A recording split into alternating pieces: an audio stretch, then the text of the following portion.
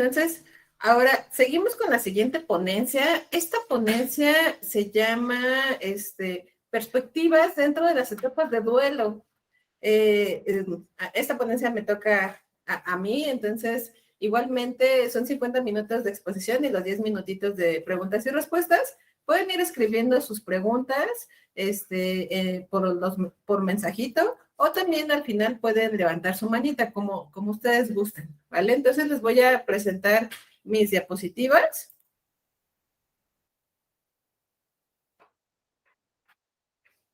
Esta plática es muy interesante. Fíjense que las etapas de duelo hay diferentes puntos de vista y también depende mucho de los autores y de cómo lo vivieron, cómo fueron observando a sus pacientes, a sus participantes. Entonces es muy interesante. Miren, les voy a poner la presentación completa. La primera autora que me encanta, yo les recomiendo mucho que la lean. De hecho, dentro de los 10 libros que les mandé en el link, es Elizabeth Kubler-Ross. Ella se le considera la madre de la tanatología porque ella, a partir de muchos casos que estuvo observando en Estados Unidos, dentro de hospitales, fue identificando varias etapas y casi todos los pacientes que estaban ahí pasaban por una serie de etapas y ella las fue documentando.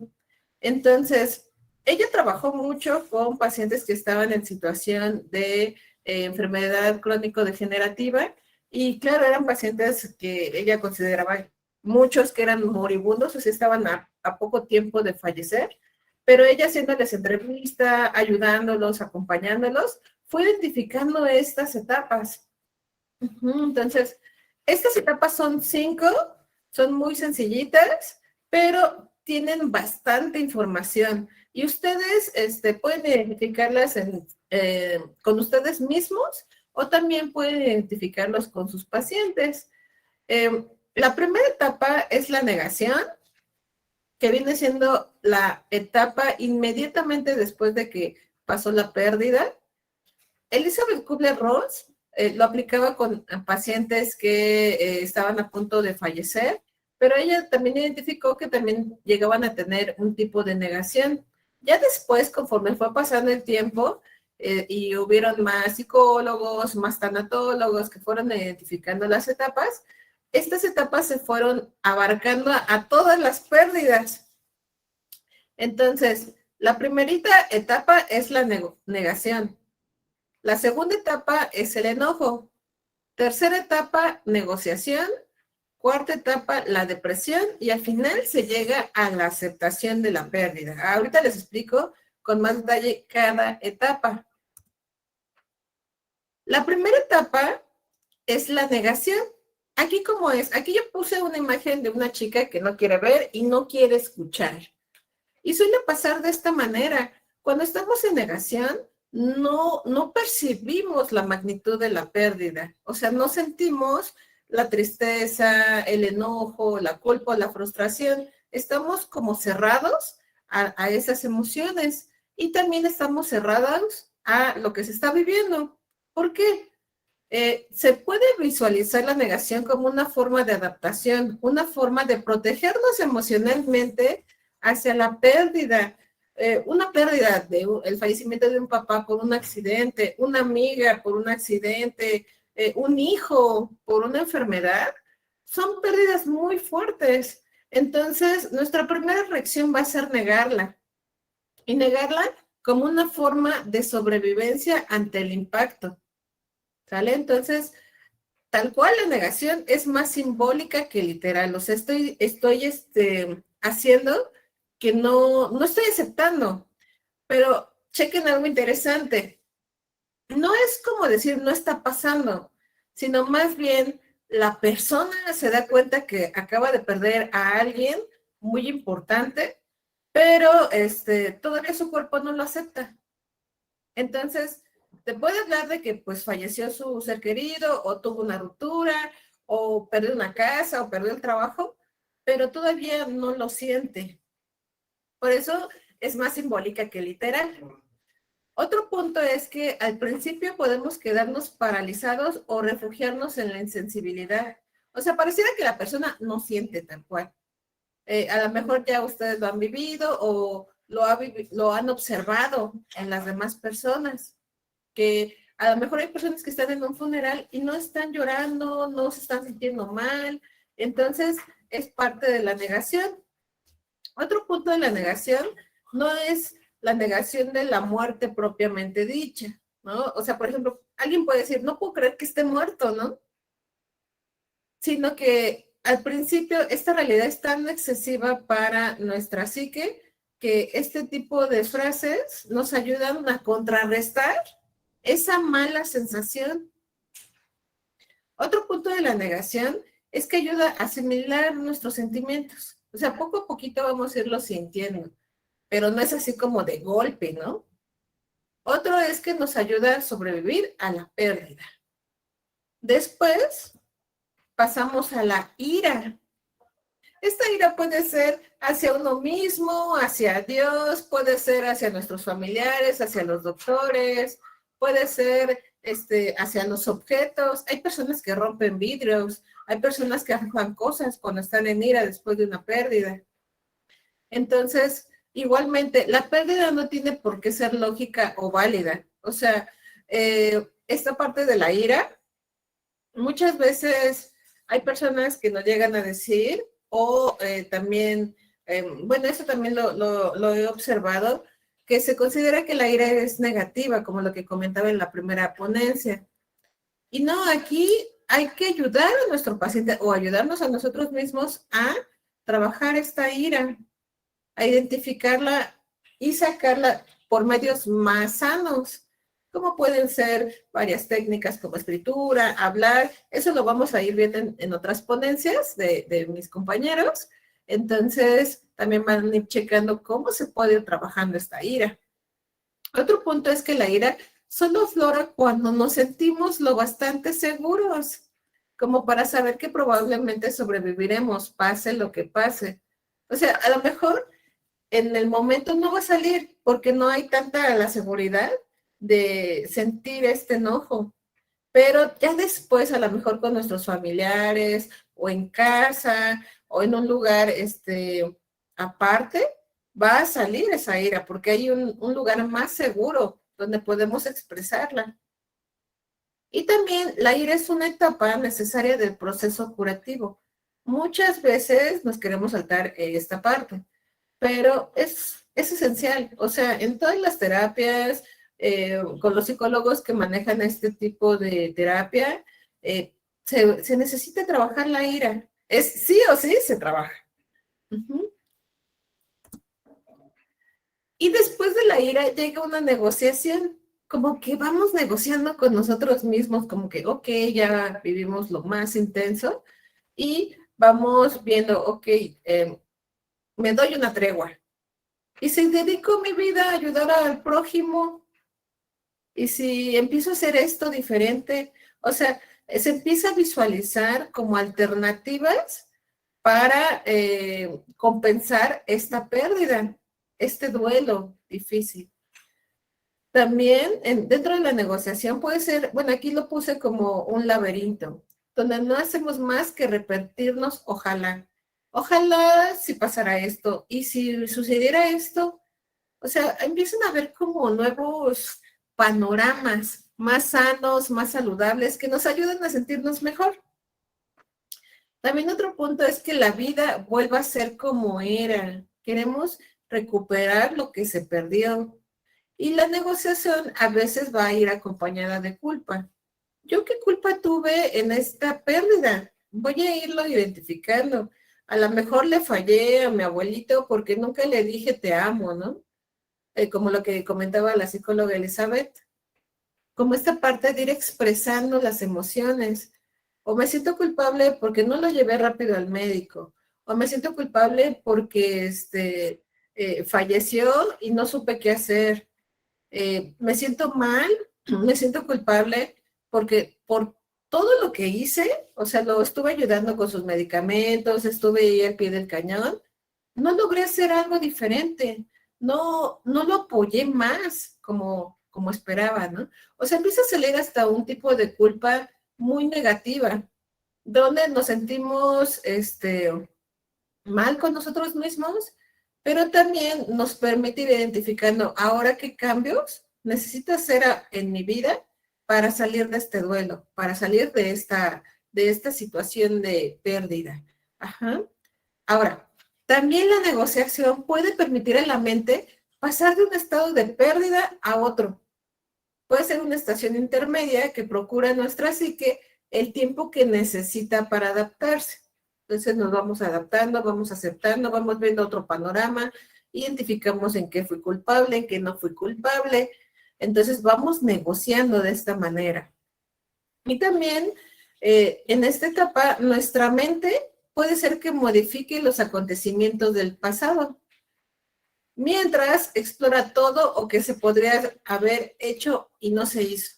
O sea, voy negociando y pienso, si lo hubiera llevado al médico antes y si me hubiera tratado antes, hace mucho tiempo, la enfermedad que tengo, y si, y si no lo hubiera llevado al hospital, y si no lo hubiera dejado irse en ese viaje, entonces voy negociando conmigo misma.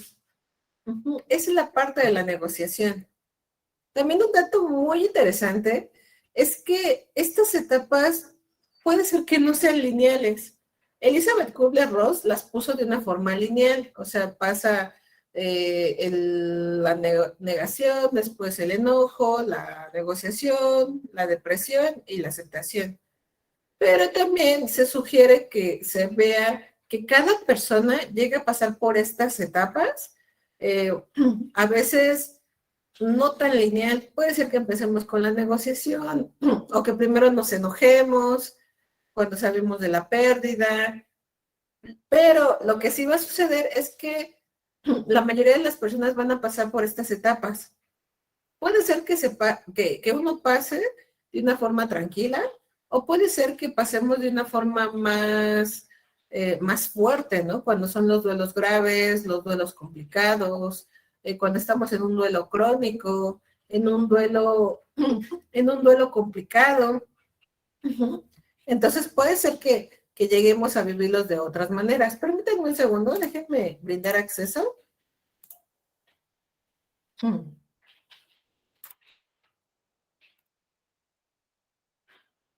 Listo. Después de esa etapa pasamos a la etapa de depresión.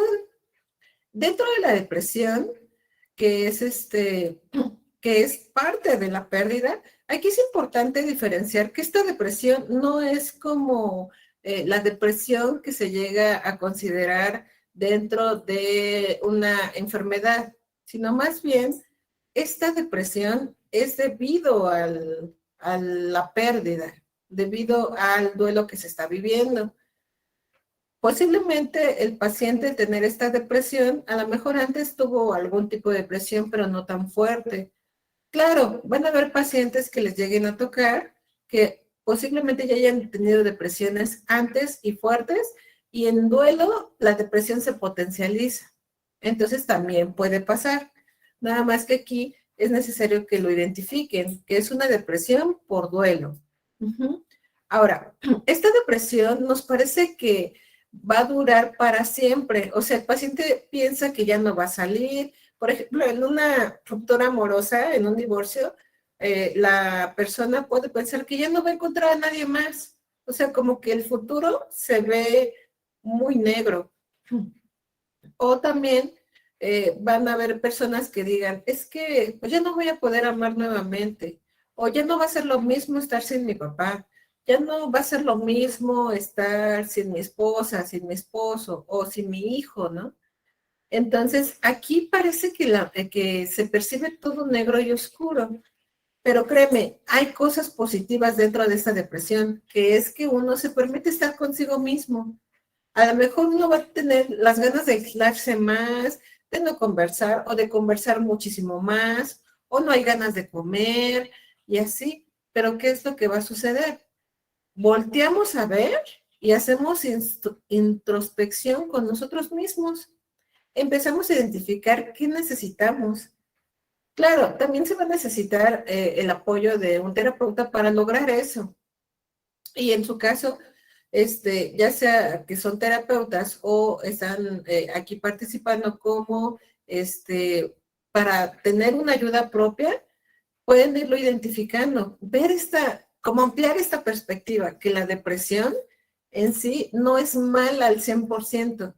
Dentro de esta perspectiva transpersonal, la depresión tiene que ver también con permitirnos estar con nosotros, con permitirnos ver qué necesitamos.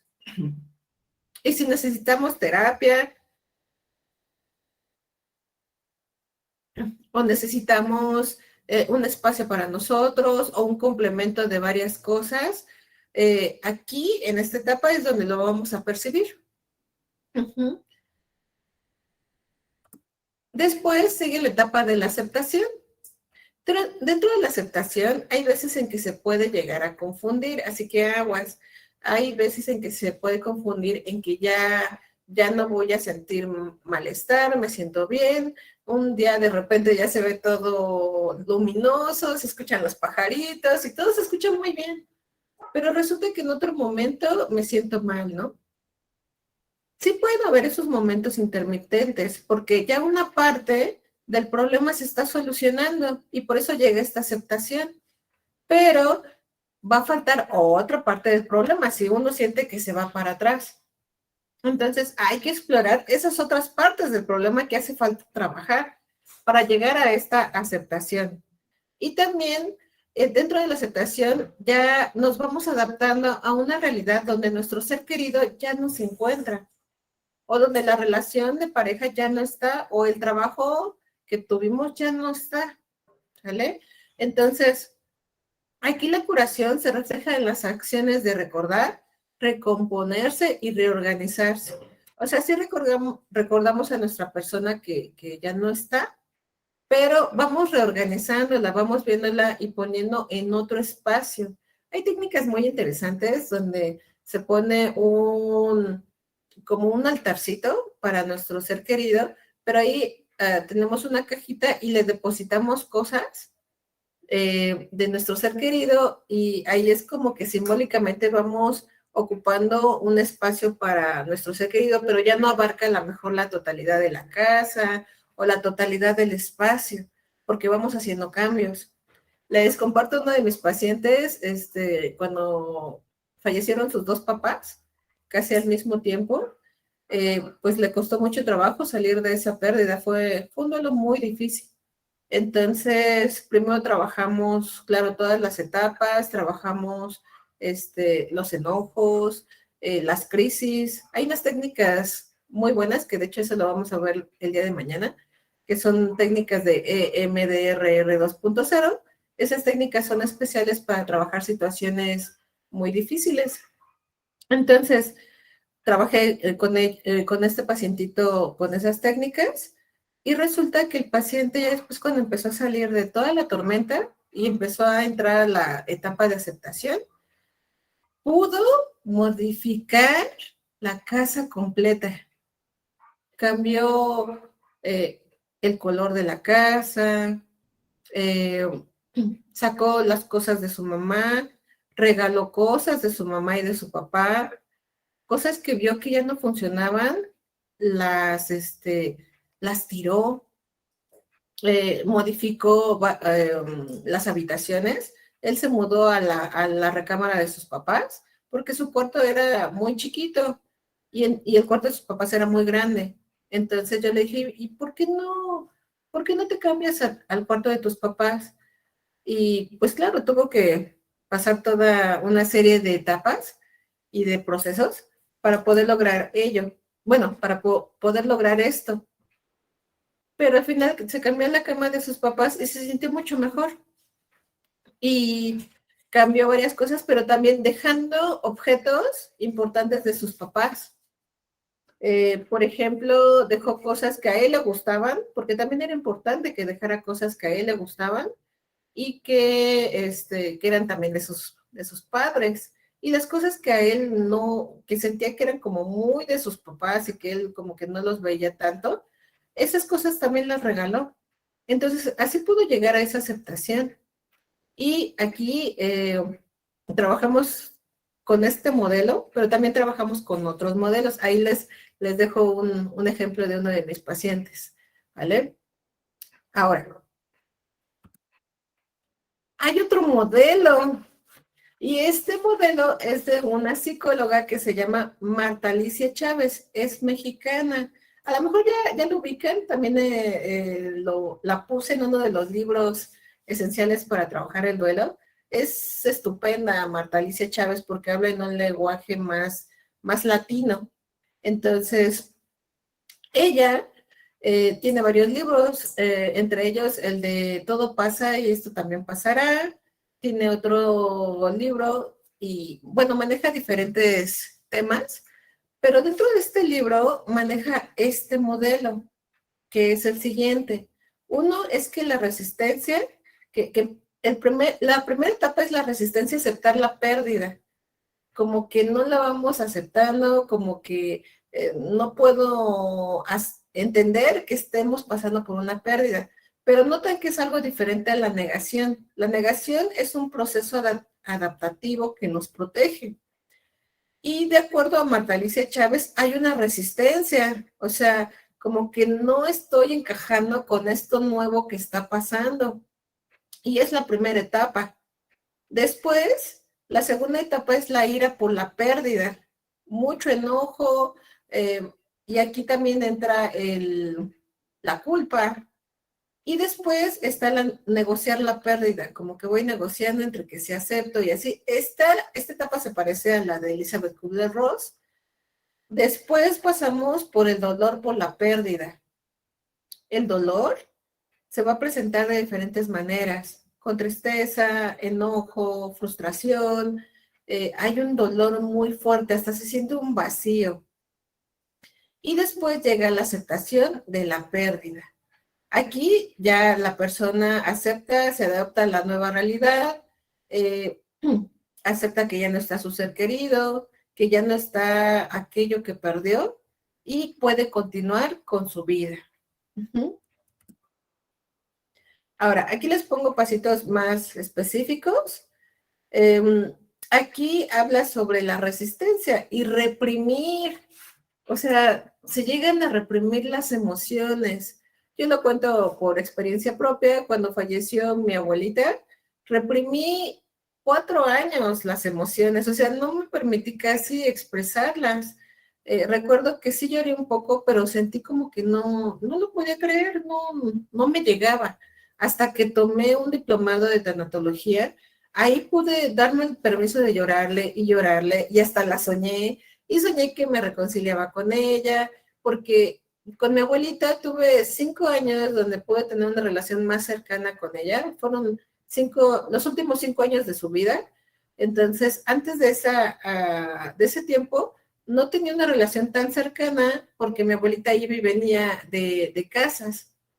Entonces se quedaba con una tía y llegaba a la casa donde yo vivo. Al lado donde yo vivo está su casa. Entonces ahí llegaba y se quedaba. Pero ya sus últimos 5 años decidió quedarse más tiempo en esa casa y fue cuando pude tener una relación más cercana. Entonces platicábamos y cotorreábamos, íbamos a comer a la comida corrida. O sea, me encantó esos últimos años de convivencia con ella. Y cuando fallece, yo no podía como contactar tanto con mis emociones. Después de 4 años y que empecé a hablar de la pérdida fue cuando contacté. Entonces me di cuenta que sí tenía una resistencia a aceptar esta pérdida. Hay muchos pacientes la llegan a tener. También la ira. Aquí hay algunas frases. No me merezco esto. Malditos doctores, por su culpa y su ineficiencia murió. Tú te mueres y te vas muy a gusto, ¿no? Y me dejas aquí sufriendo. Todas estas expresiones reflejan la rabia y la indignación que en alguna medida sentimos cuando perdemos a alguien, ¿sale? Entonces va a ser parte del proceso. Claro, si se intensifican mucho estas frases, si constantemente las estamos repitiendo, aguas, puede ser un duelo complicado o puede ser hasta estrés postraumático. Claro, va a depender del tipo de pérdida. El estrés postraumático se lleva a cabo cuando hay un accidente, cuando hay una situación muy fuerte como un asesinato, cuando hay una situación de violencia sexual, o cuando hay situaciones de fallecimiento también por enfermedad, pero sin previo aviso. Entonces llega a haber este tipo de estrés postraumático. Pero aquí, en este tipo de etapas, también una persona que haya sufrido una situación muy fuerte también puede ser que pase por estas etapas. Entonces hay que trabajarlas y ayudarle a trabajarlas. Después llega la negociación por la pérdida. Igualmente, vamos a negociar con la persona o personas involucradas en nuestra pérdida. ¿Cómo es esto? Vamos a negociar con los familiares, vamos a platicarlo, como de, bueno, ¿qué pasó? ¿Cómo es posible que haya fallecido? Vamos a empezar a entablar este tipo de comentarios, de pláticas para negociarlo, tal cual dentro de nuestra comunidad, dentro de nuestra familia. Uh-huh. Y ahora, después pues está el dolor por la pérdida, donde hay mucho dolor, sensación de indefensión, y las lágrimas, esta es una frase, las lágrimas purifican el dolor, ¿sale? Te muestra espacios maravillosos y hasta desconocidos de ti mismo. Eso lo dice Marta Alicia Chávez, y para mí se me hace una frase muy bonita. Van a haber diferentes tipos de lágrimas. Hay lágrimas, sí, de dolor intenso, donde la persona llora y llora y llora y llora. Van a haber lágrimas a lo mejor no tan de dolor intenso, que a lo mejor sale la lagrimita y ahí pues a lo mejor no es tanto de dolor, es otro tipo de lágrima. Y van a haber personas que les cuesta trabajo contactar con esas lágrimas y cuando lo hacen, sienten un alivio enorme. Y después llega la aceptación de la pérdida. Ahora, la última perspectiva de etapas de duelo y, bueno, viene siendo la de Jorge Bucay. También hay otra perspectiva de O'Connor. Ahorita se las presento. Aquí, Jorge Bucay, a lo mejor también ya lo identifican, tiene unos libros maravillosos que se llama El Camino de las Lágrimas, que es precisamente su libro fundamental donde habla del duelo. Está hablado en un lenguaje muy sencillo porque el objetivo de ese libro es que pueda aplicarse para todas las personas que están viviendo en duelo. Por eso tiene un lenguaje muy sencillo, muy ameno, habla con historias, habla con cuentos y está muy interesante. Y en este libro maneja que las etapas del duelo son las siguientes. Uno, hay una parálisis. La persona no puede moverse, literal. O sea, la persona no va a sentir tal cual lo que está pasando. No lo va a creer. Y esa es una parálisis. La segunda etapa es la incredulidad. Igual, no está creyendo en lo que está viviendo. Puede ser que llore, puede ser que esté muy enojado. He visto personas que cuando saben la noticia de una pérdida muy importante, se pegan en la pared o lloran muy feo. Entonces, ahí está la incredulidad. Es como decir, ¿cómo es posible que esté pasando? La tercera etapa es la negación y se junta con confusión y llanto explosivo. Pareciera que, por ejemplo, relacionando o comparando las etapas del duelo de Elizabeth Kubler-Ross con las etapas del duelo de Jorge Bucay, en las etapas del duelo de Elizabeth, la persona no contacta con las emociones y parece como si no tuviera mucho, ¿no? Como si no estuviera en crisis. Pero de acuerdo a Jorge Bucay, aquí la negación sí va a haber un llanto explosivo, es cuando lloras y lloras y lloras y gritan las personas. Ahí está esta negación y hay una confusión como de qué está pasando y ahora qué vamos a vivir, qué va a pasar. Entonces va a pasar esta etapa de esta manera. La cuarta etapa es la regresión y berrinche. Bueno, aquí me equivoqué, me faltó ponerle la H. La regresión y berrinche. ¿Cómo es eso? Nos vamos a regresar como a etapas previas a nuestra edad. Vamos a estar llorando, a lo mejor y también lo han visto, que la persona se hace bolita como en posición fetal, acostada llorando. Suele pasar eso. Para Jorge Bucay es una regresión, o sea, está entrando la persona en etapas infantiles. No quiere decir que sea negativo, pero al identificar eso hay que ayudar a la persona también a que salga de esa regresión. La quinta etapa es la desolación, o sea, ya sentimos como que todo está perdido, como que las cosas no están bien, ¿no? Y así es como se siente la desolación. La sexta etapa se le llama fecundidad.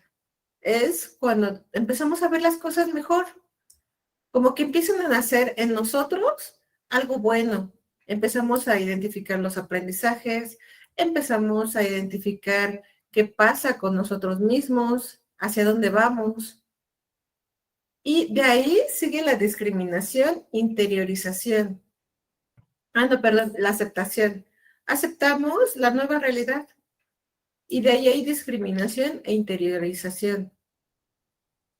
Aceptamos que afuera hay un cambio y en nuestro interior hay un cambio. Afuera, la realidad es otra. Y adentro de nosotros, también. Entonces, aquí podemos hablar hasta de una trascendencia. Aprendemos. Aprendemos a vivir en ausencia de quien estuvo un tiempo con nosotros. Y también hay un buen aprendizajes aquí. Si eres una persona o tu paciente era una persona que no expresaba el cariño, ahora sí te permites expresarlo. Si eres una persona que a lo mejor faltaba que fueras más organizada o más disciplinada, ahora empiezas a ser más disciplinada, más organizada. Si eres una persona obsesiva con el trabajo y a lo mejor no viste por tus hijos o no viste, o sea, se te fue el ver más por ellos, ahora empiezas a dejar de ver tanto el trabajo y empiezas a ver más por tus hijos. Entonces, empieza la interiorización y empieza el cambio y empieza el ver la vida de otra manera. Hay autores que me encanta que dicen que la muerte te permite ver qué hay de bueno en la vida. Y sí, justamente también son pasos que nos permiten ver lo maravilloso que tenemos. Entonces también es parte del aprendizaje. Y esto precisamente es una visión más global de las pérdidas, del duelo, de lo que es la tanatología transpersonal. Y como notarán, pues todo se integra. En este punto, por ejemplo, el haber trabajado la ansiedad, el haber trabajado pérdidas dentro de la adultez, en este punto es cuando uno puede mirar atrás, eso lo diría mi amiga Mónica Vázquez, que está aquí en este congreso. Mira uno hacia atrás y ve lo que quedó. Empieza a ver lo que hay. Empieza a ver lo bueno que está atrás. Entonces, esa es la fase final del duelo, de acuerdo a Jorge Bucay. Ahora, también Jorge Bucay da unas recomendaciones para vivir estas etapas. Y estas recomendaciones son las siguientes. Permitirse, uno es permitirse estar en duelo. ¿Cómo es esto? Darse el permiso de sentirse mal, de sentir dolor, pues es el primer paso para recorrer este camino. Segundo punto, abrir el corazón al dolor, exteriorizar todas las emociones que aparezcan sin reprimirlas. Entonces le doy chance a mi enojo, le doy chance a la tristeza, le doy chance a la culpa, empiezo a escucharlas y empiezo a platicarlas, y puede ser con el grupo de apoyo, con terapeuta, con amigos, escribiendo. Otro punto es tomar en cuenta que recorrer el camino requiere tiempo. Muchos pacientes y también a nosotros mismos, puede ser que queramos que salgamos del dolor a ya no sentirlo, pero hay que tomar en cuenta que va a tomar tiempo. Y lo que verdaderamente puede ayudar es qué es lo que hace cada uno con ese tiempo. O sea, no va a ser solamente dejo el tiempo pasar y a ver qué sucede, ¿no? Sino ver qué hacemos con el tiempo. Porque en nuestra mente no hay como la noción del tiempo tal cual. Puede pasar 10 años, 15 años, 20 años y seguir sintiendo la misma pérdida. Pero si nos permitimos recorrer este camino y hacer algo al respecto, o sea, ir a nuestra terapia, leer libros, así como ustedes están ahorita, asistir a congresos, escribir, o sea, hacer algo al respecto, nos va a permitir salir de esta situación, salir de este duelo. Y tal cual, hay que vivir el día presente, o sea, también estar preparados para las recaídas que pudieran surgir. Muchas veces parte de las depresiones es porque nos quedamos en el pasado, nos quedamos recordando y recordando y recordando. Claro, hay muchos enfoques que dicen hay que ver el presente o hay que ver el pasado o hay que ver solamente el futuro. Desde esta perspectiva se ven los tres tiempos y son importantes los tres tiempos del pasado, presente y futuro. Nada más el objetivo, como les comenté en la primera ponencia, si nos quedamos solamente viendo el pasado, hay dificultades. Si nos quedamos viendo solamente el presente, hay dificultades porque no volteamos a ver el pasado ni el futuro. Y si nos quedamos viendo solamente el futuro, no vivimos nuestro presente y no le damos la importancia al pasado. Entonces, hay que ir trabajando, convergiendo entre esos tiempos para salir del duelo.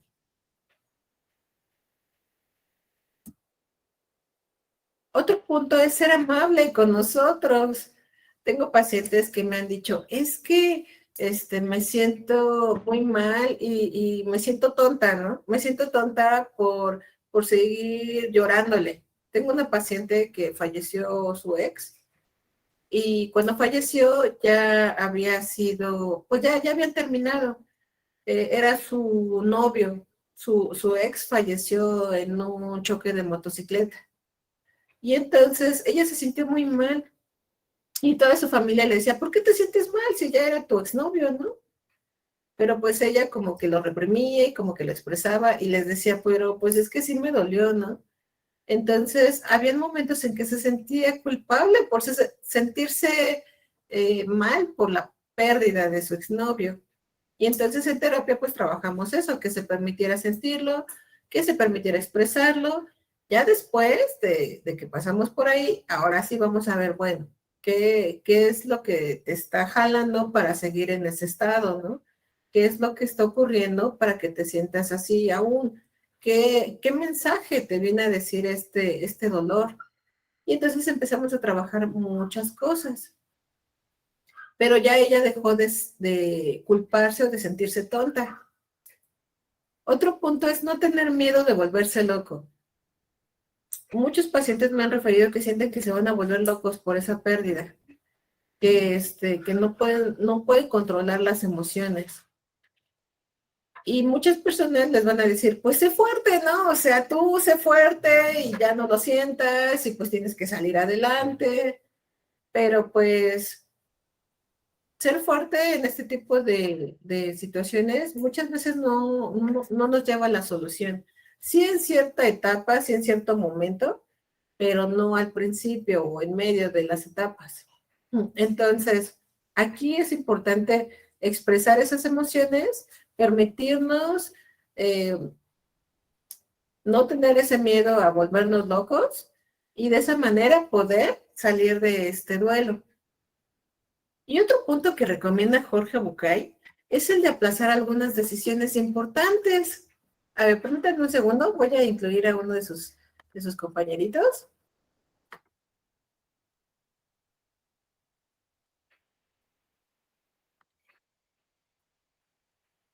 Aplazar algunas decisiones importantes. ¿Cómo puede ser esto? Como el estar en una etapa así difícil de duelo, puede llevarnos a tener una montaña rusa de emociones, es importante darnos el permiso de aplazar decisiones importantes, como pueden ser situaciones de bodas, pueden ser cambios de casa, pueden ser cambios de carrera o de trabajo. He tenido pacientes que me han dicho, oye, es que mi papá le acaban de diagnosticar cáncer. Entonces, no sabemos si continuamos con los 15 años o, o vemos lo del cáncer, ¿no? Y de hecho, les voy a comentar una pequeña anécdota. Este comentario estaba también una jefa mía de hospital psiquiátrico, donde yo trabajé un tiempo, y y ella les dijo, no, pues es que los 15 años son muy importantes, ustedes continúen con los 15 años. Ya ando aquí diciendo lo de mi jefa, pero se los comento porque me llamó mucho la atención que ella le diera más importancia a los 15 años que al papá que tenía cáncer. Entonces yo les dije, pero es que ustedes también chequenlo, o sea, necesitan tomar una decisión, porque si el papá tiene cáncer y está muy mal, también no sé cómo se vayan a sentir con con estar en los 15 años, ¿no? Y entonces, pues lo que hicieron los pacientes fue empezarlo a platicar y dialogar. Entonces, por eso es importante aplazar algunas decisiones importantes, porque también puede ser que esa fiesta, ese evento, no se viva como si se pudiera haber vivido mejor. O también, ¿no? A lo mejor y el papá que tiene cáncer dice, bueno, vamos a hacer los 15 años porque qué tal si es lo último que vea de mi hija, ¿no? Entonces, también se toma en cuenta eso. Pero al final se están tomando esas decisiones importantes en un diálogo, porque también está pasando algo fuerte, entonces es importante poner en discusión las decisiones importantes. Uh-huh. Otro punto es no descuidar la propia salud. Hay personas que se sienten tan mal que se olvidan de su cuerpo. Dejan de comer, no duermen, no hacen actividades, dejan de lado sus hobbies. He tenido muchos pacientes que les pasa eso y claro, también es parte del proceso. Nada más que aquí es importante, pues, cuidar aunque sea en lo mínimo la salud. Por ejemplo, he tenido pacientitas y pacientitos que no les da ganas de comer, pero les invito a que coman aunque sea poquito, lo mínimo para que tengan energía y empiezan siguen comiendo lo mínimo, pero eso por lo menos les permite continuar y enfrentar su duelo. Entonces es importante no descuidar la propia salud. También agradecer las pequeñas cosas. Jorge Bucay dice que al valorar las cosas buenas que se siguen teniendo o encontrando, sobre todo los lazos familiares, amistades, terapeutas y sacerdotes, volteamos a ver algo diferente. O sea, está esa transformación. Uh-huh. Y otro punto es animarse a pedir ayuda. Muchas veces pensamos, bueno, puedo, con lo que yo sé, yo les comparto, yo soy tanatóloga especialista, tengo una maestría en psicología clínica y muchos familiares me dijeron, pero es que tú ya te sabes lo que tienes que hacer. Y yo aquí, ¿no? Llorando, cuando falleció quien fue mi esposo, yo llorando y sintiéndome mal y ahora qué hago, ¿no?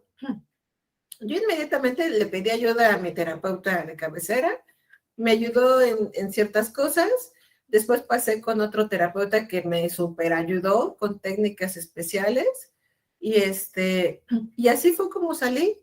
Y también le pedí ayuda a mis amigas, mis familiares me super ayudaron, estuvieron todo el tiempo conmigo, yo expresaba y lloraba y platicaba. Mis amigas estaban ahí al pie del cañón.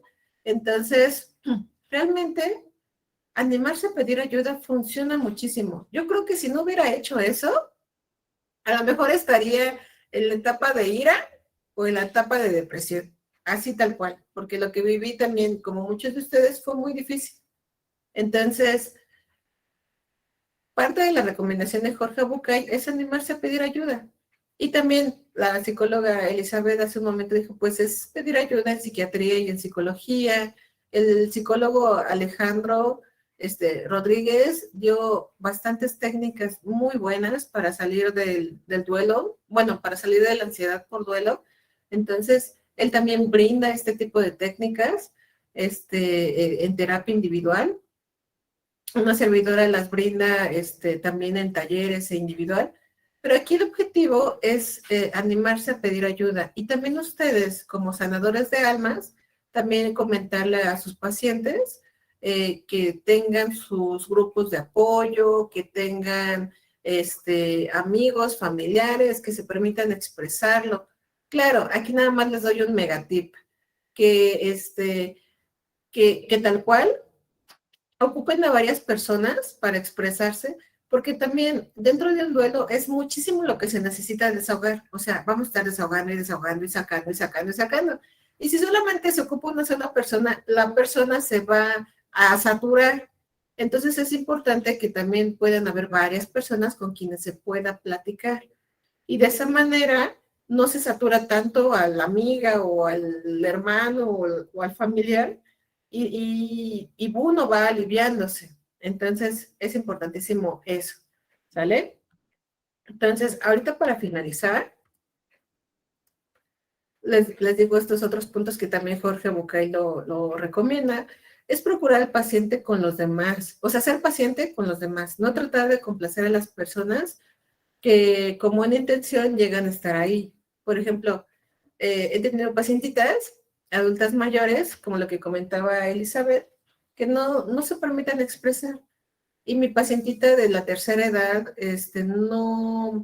no quería hacerle daño a sus hijos por expresar sus emociones. Entonces, como que no pedía la ayuda. A mí me pidieron ayuda para ella, su nieta. Entonces, yo la empecé a atender y empezó a expresarse y así. Y me dijo eso ella, me dijo, es que yo no quiero platicar con mis familiares ni con nadie más, nada más con usted, porque pues siento que les hago un daño. Y yo le comenté, pues es que no es que les haga un daño, ellos están tal cual para usted. Y me dijo, ¿en serio? Y le dije, sí, o sea, usted puede platicar con ellas o puede platicar con sus amigas de lo que vivió o así, que se permite expresarlo. Y ya me dijo, ah, está bien. Y ya fue cuando empezó como a expresarlo un poquito más, le empezó a pedir ayuda a sus hijos. Ella vivió por el fallecimiento de su esposo falleció por cirrosis. Y pues como fue en plena pandemia, no pudo enterrarlo, no la dejaron verlo tal cual. Entonces, pues vivió también esa parte de no poder como acompañar a su esposo en el hospital y pues también se sentía muy culpable por eso.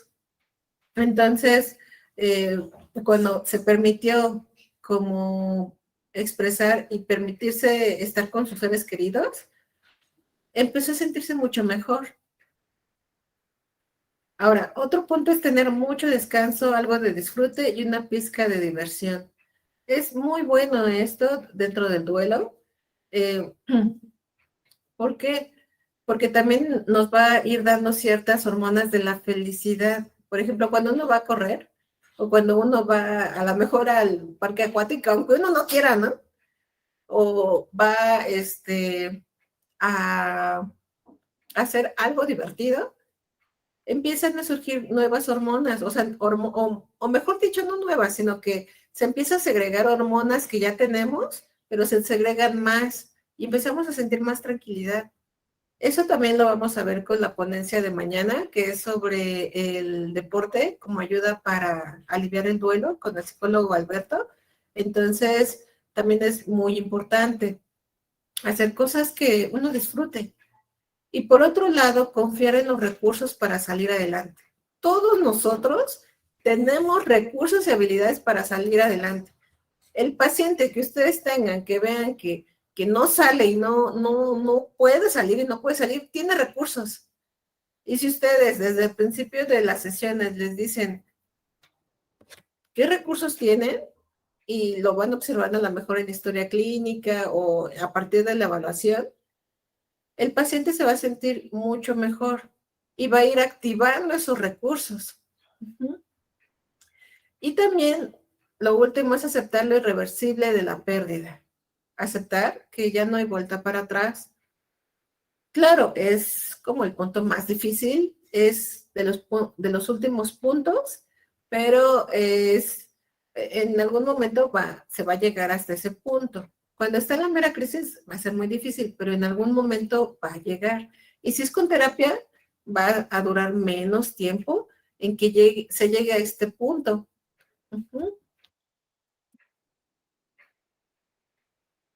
Ahora, sale. Pues bueno, vámonos con las preguntas. No sé si tengan preguntas. A ver, vamos a ver en fila. Este.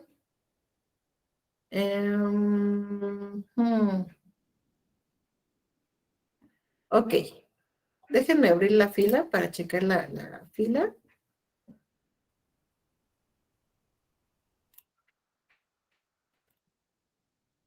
A ver, voy viendo las preguntas en el mensaje.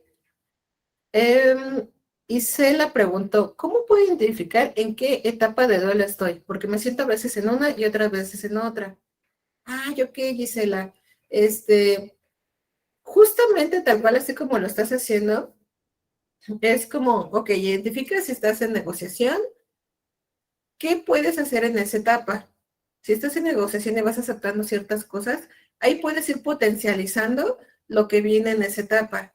Empezar a aceptar nuevas cosas, empezar a hacer nuevas actividades, y así para que tú vayas trascendiendo y vayas saliendo de esa etapa.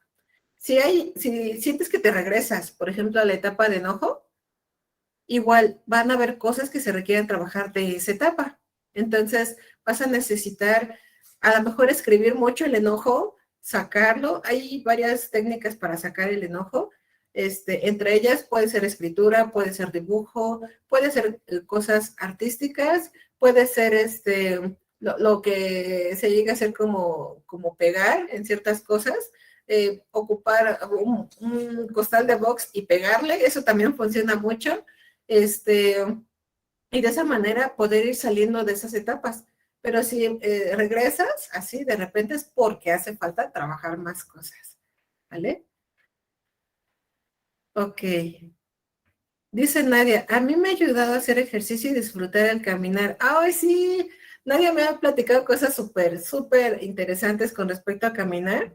Ella empezó a hacer muchas cosas muy buenas después de que todas las mañanas se va a caminar y regresa y ya se siente mucho mejor. Y sí, justamente después de una pérdida, el agarrarse y aferrarse de una actividad que uno disfruta, híjoles, es maravilloso. Adelante, Nadia. Coméntanos un poquito de esto. Un minutito. Pues realmente para mí el haber superado el duelo, la pérdida de mi papá, pues sí fue después de mucho tiempo. Y al lugar a donde yo voy a caminar es donde íbamos siempre a caminar con mi papá. Y ahora disfruto y lo recuerdo de una manera amorosa a mi papá cada que yo voy a caminar a ese mismo lugar. No fue fácil, pero me ha hecho ser más disciplinada en este aspecto con mi persona, a cuidar más de mí y a interesarme por mi salud física y emocional.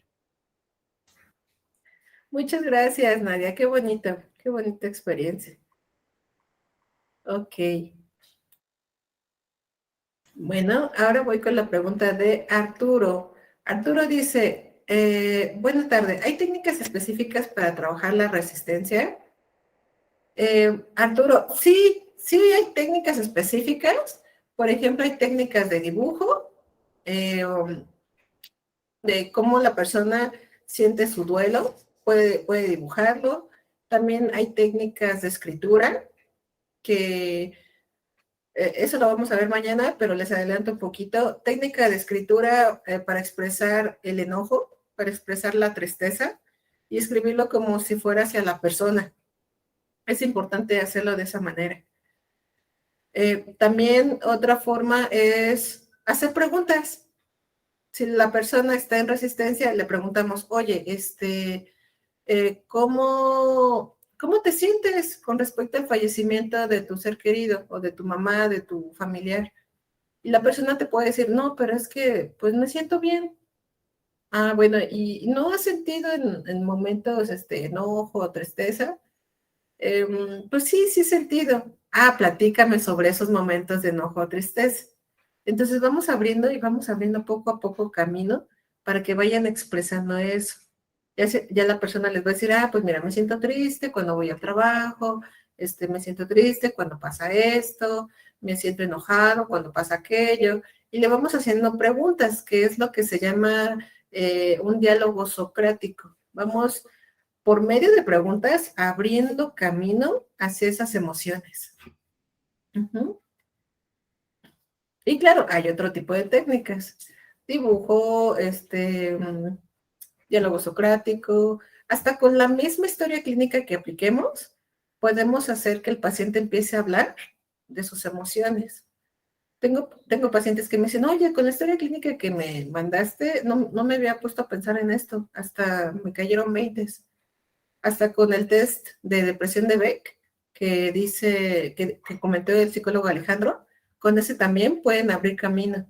Yo lo ocupo, sí viendo la calificación de depresión, pero también hasta les pregunto directamente con las frases. Hay frases donde dice, me siento triste frecuentemente, ¿no? Por ejemplo. Y yo les pregunto, oye, ¿qué pasa cuando te sientes triste frecuentemente? Y ya me van platicando. O pacientes que en el test de depresión de Beck nada más tienen 1 o 2 puntos.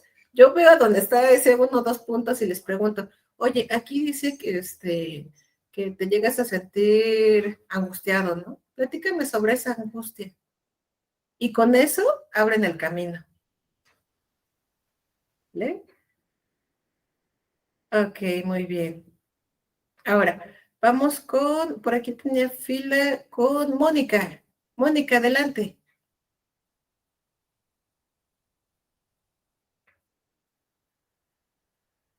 Moni, ¿andas por ahí?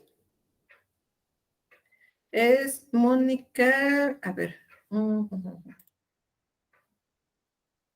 creo que no la veo.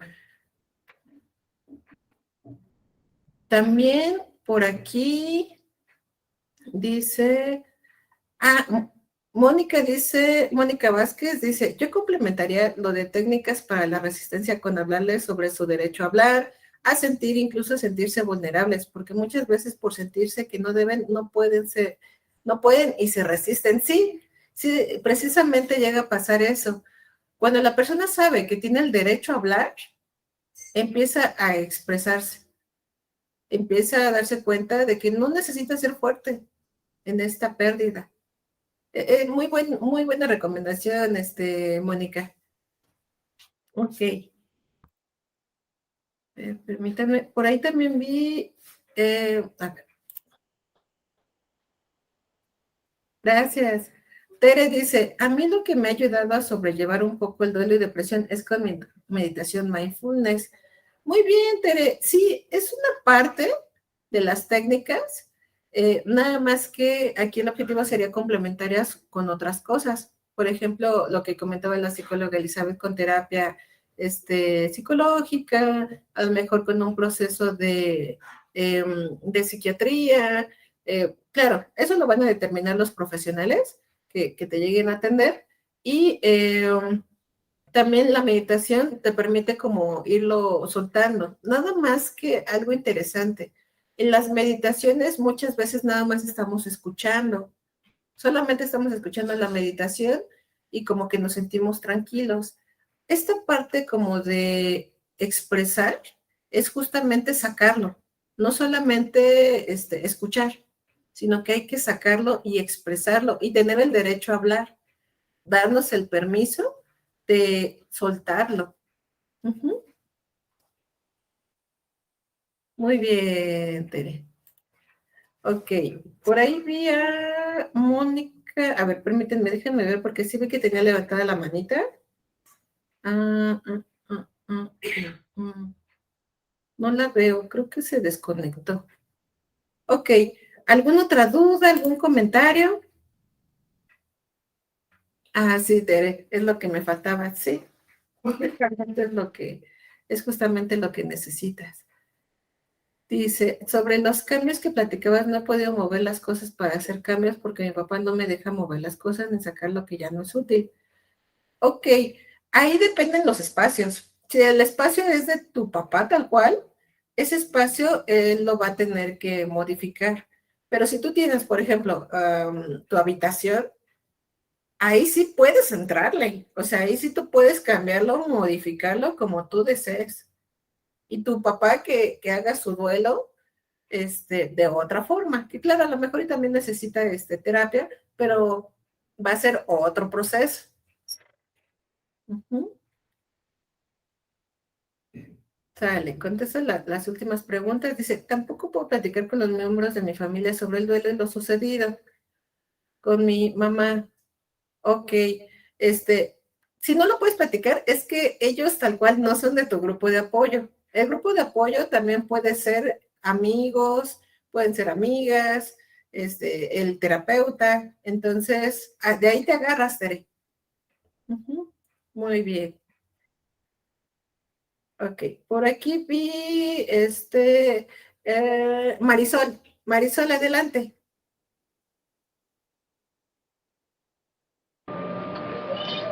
Sí, doctora, no me quedó muy claro lo que son tener recursos. ¿A qué se refieren los recursos? Ah, ok. Los recursos, Mari, son cuando decimos, ok, tengo la habilidad de expresarme. Por ejemplo, en tu caso que eres docente, tienes esa habilidad de expresarte, de dialogar. Significa que ese recurso se puede ocupar para que tú puedas expresar tus emociones. Ok, sí, muchas gracias. Muy bien, de nada, Mari. Ok. ¿Alguna otra pregunta, algún otro comentario? ¿No? Ok. Por el Doctora, momento. Sí, dime, Mari. por ejemplo, yo yo con lo de lo de mi hijo, ¿sí me escucho? Sí, sí te escucho.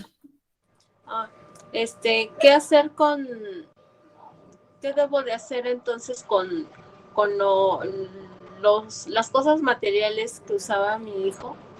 O sea, ¿cuánto tiempo tengo que tenerla ahí? O si yo la quiero tener ahí, si no voy a sentir dolor el tenerlo ahí, sus cosas, porque apenas pues, vi sus zapatos y me puse a llorar.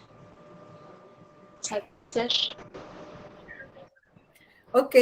Lo- los, los objetos de tu hijo, Mari, em, puedes tenerlos un tiempo, pero si hay cosas que te lastiman mucho, puedes guardarlas durante un tiempo. Un tiempo me refiero a máximo 6 meses y ya si demasiado, un año, pero ya es mucho. Puedes guardarlas para no verlas por el momento, para no sentirte tan mal. Y ahí puedes aplicar lo de la técnica de guardar cosas importantes de él o que tú considerabas importantes para ti de él y guardarlas en una cajita. Esa cajita puede ser una cajita que tú decores, que tú la veas muy importante. Por ejemplo, hay cajitas de madera, así chiquitas, donde se meten relojes, pulseras, fotitos, y esa cajita tú la guardas y la pones en un lugar importante para ti. Es donde vas a empezar a hacer como el apelo. A partir de ahí, a partir de ahí, lo que va a suceder es que te vas a permitir como reubicando en otra posición a tu hijo, en otro lugar. Pero sí te recomendaría que los objetos, por ejemplo, sus tenis o así, los vayas guardando en algún lugar en lo que va sanando las heridas. y no te vayas a deshacer de ellos inmediatamente, porque también le ha pasado a varios de mis pacientes que porque están viviendo una situación muy dolorosa, se deshacen rápido de los objetos, pero así en una semana ya se deshicieron de todo. Y después llega un momento en una etapa donde se sienten como culpables por haberse deshecho de los objetos, porque dicen, ah, lo hubiera guardado y se lo hubiera regalado a un pariente, o lo hubiera guardado y se lo hubiera regalado a tal persona que a lo mejor le quedaban bien los tenis. Entonces, lo mejor es que ahorita que estás en las situaciones de crisis, que lo guardes por lo mientras para que vaya reduciéndose el dolor. Sí, sí, gracias, doctora. De nada, Mari. Bueno, muy bien. Pues bueno, ha llegado la hora de ir a tomar un descanso. Nos vamos a estar viendo a las 3 de la tarde. Igual, si gustan, pueden tener su conexión o también pueden salir de la conexión y volverse a integrar a las 3 de la tarde. Yo les recomiendo que lo mejor es permanecer con la conexión abierta para no tener este proceso de otra vez reiniciar la llamada, ¿vale? Pues bueno, nos estamos viendo, provechito. Yo también ahorita voy a salir y ahorita regresamos en unos minutitos. ¿Vale? De nada.